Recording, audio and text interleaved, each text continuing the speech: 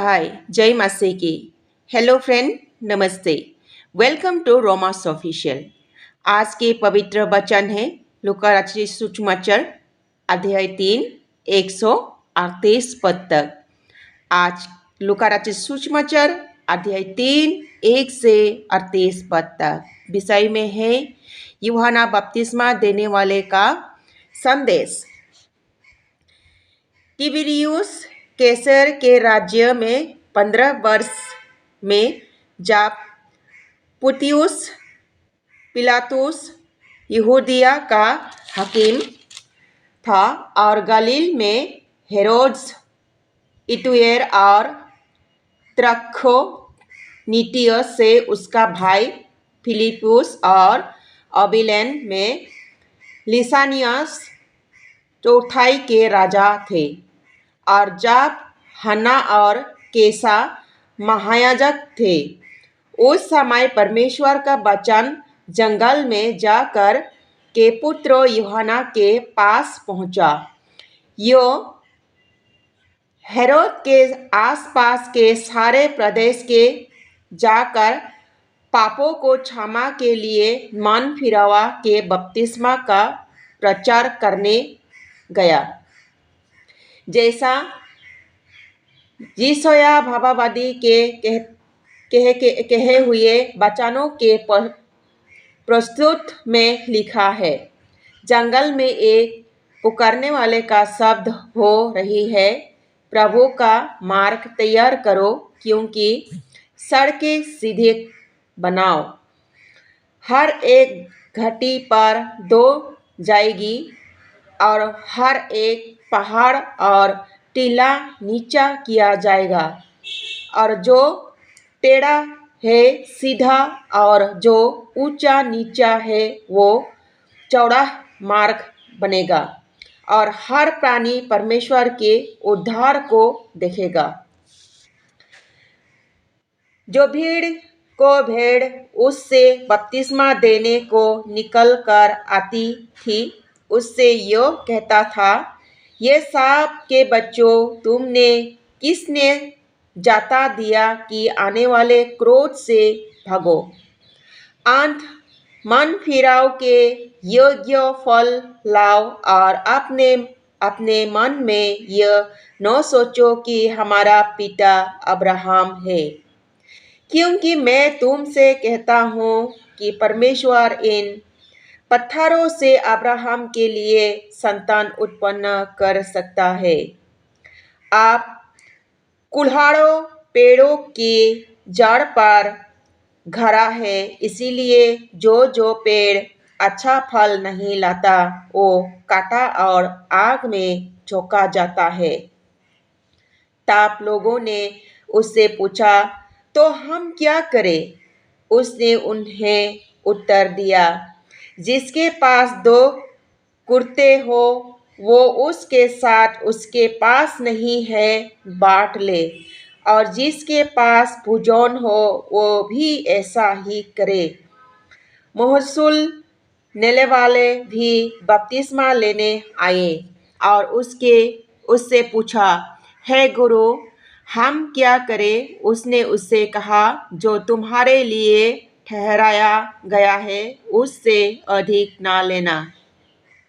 सिपाहियों ने भी उससे यह पूछा, हम क्या करें? उन्होंने उससे कहा, किसी पर उपद्रव न करना और न झूठ दोष लगाना, और आपने बैतल पर संतोष करना। जब लोग आस लगाए हुए थे और सब अपने अपने मन में यूहन्ना के विषय में विचार कर रहे थे कि क्या यही मसीह तो नहीं है, तो यूहन्ना ने उन सब से कहा, मैं तो तुम पानी से बपतिस्मा देती हूँ, परंतु वो आने वाला है जो मुझसे शक्तिमान है। मैं तो इन योग्य भी नहीं कि उसके जूतों को धो बूंदे खोल सकूं।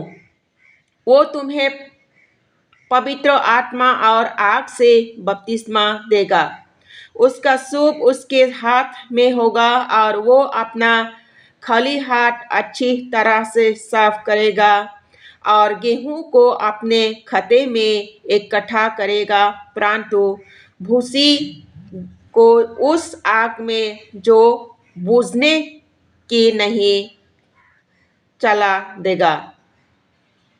अंत वो बहुत सी शिक्षा दे देकर लोगों की सुसमाचार सुनाता रहा, परंतु वो उसे चौथाई देश के राजा हेरोद को उसके भाई फिलिपुस की पत्नी हेरोदियास के विषय और सब कुंकुमों के विश्वास में जो उसने किए थे उलाहना दिया, और हेरोद्स ने उन सब से बढ़कर यह कुकर्म भी किया कि यूहन्ना को बंदी गृह में डाल दिया।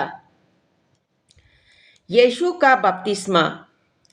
जब सब लोग ने बपतिस्मा लिया और यीशु भी बपतिस्मा लेकर प्रार्थना कर रहा था, तो आकाश खुल गया और पवित्र आत्मा शारीरिक रूप में कबूतर के समान उस पर उतरा और यह आकाशवाणी हुई, तू मेरे प्रिय पुत्र है, मैं तुझ से प्रसन्न हूँ।